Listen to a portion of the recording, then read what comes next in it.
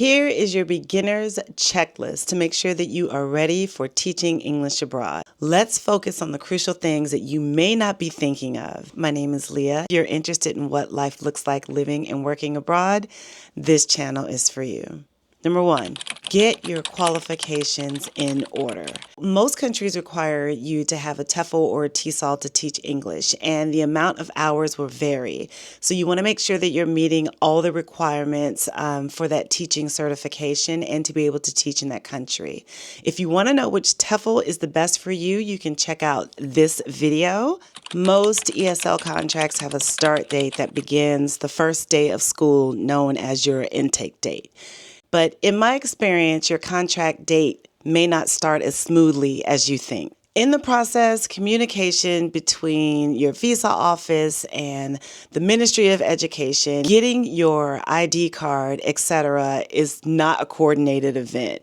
It's usually up to your recruiter or the school to kind of coordinate this process. And considering that these departments are processing God knows how many applications of people that are coming in to teach for private school, cram schools, public schools. This whole coordination can be really time consuming for both parties and frustrating. I taught in Taiwan for 4 years at the same school. My contract never started on time. I was always 1 to 2 months out from my intake date. Don't count on that perfect arrival date. You should have a plan B in case you have to remain in your country for longer than expected. Now we're going to talk about startup costs. You should be asking your recruiter or your school what the estimated costs are for sustaining yourself for the first 30 to 60 days.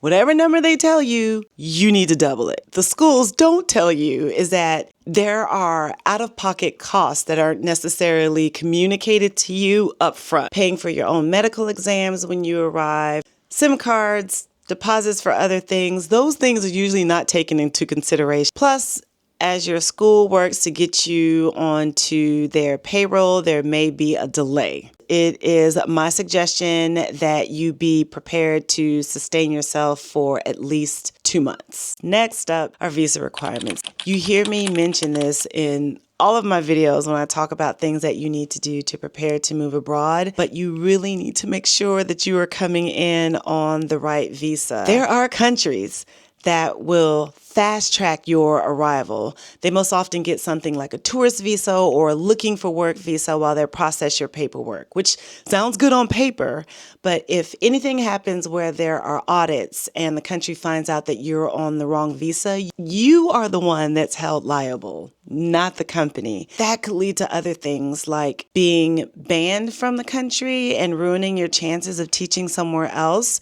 Another thing is you should also start early so that the visa process doesn't delay your entry. Not every country allows expats to bank easily, and some have restrictions on how you can manage your money. Make sure that your financial goals and expectations align with the system of the country that you're moving to. I had lived in a country where fraud was a huge issue, bank fraud.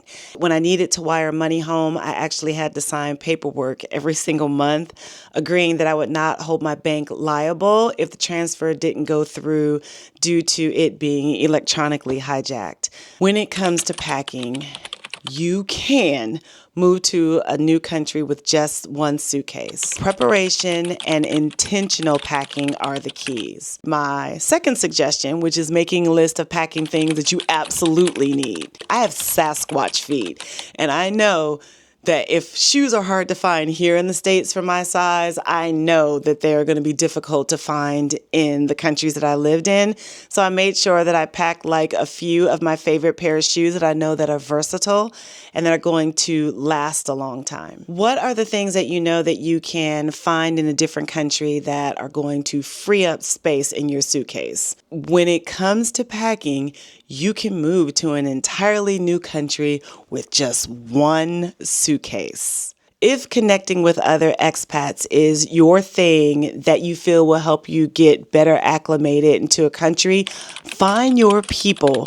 before you go. Facebook is a great resource. There are so many groups, but there was a time or two or 40 or 50 where I really felt like it would make me feel great if I could find some people of color, just somewhere where I could sit and be amongst my people, and then I'm happy and then I go home. Please, please, please, please, please make an effort to understand the culture of your destination. It's really just important to remember that you are a guest and that you are making an impression on not only your country, but your students. Even phrases as simple as hello and thank you go a long way. Learn a little bit of the language. It shows respect for where you are, and it can open the door for you so that you have better, more wholesome experiences. Lastly, get ready to adapt. I don't care how much preparation you have done.